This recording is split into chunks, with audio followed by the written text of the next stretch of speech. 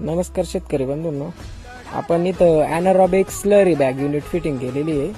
तर इथं आपण 200 लिटरचं बॅरल फिटिंग केलेलं आहे. त्याच्यात आपण शेण गोमूत्र बाकीचं मटेरियल हलवून टाकू शकतो.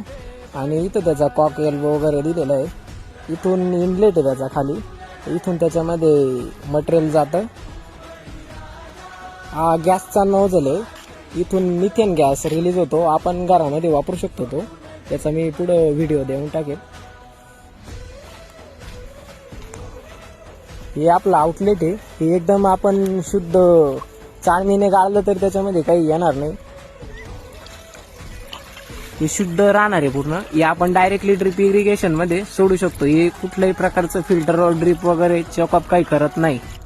यामध्ये आपल्याला 10 फूट 15 फूट 20 फुटामध्ये आपल्या साईजच्या अवेलेबिलिटी नुसार बनवून भेटेल. स्लरी बॅग पासून ही नळी घरामध्ये आलेली आहे. आणि हा गॅस आपला मिथेन गॅसवरती घरात वापरू शकतो आपण. याच्यावरती आपला 7-8 लोकांचा आरामशीर स्वयंपाक वगैरे होऊ शकतो.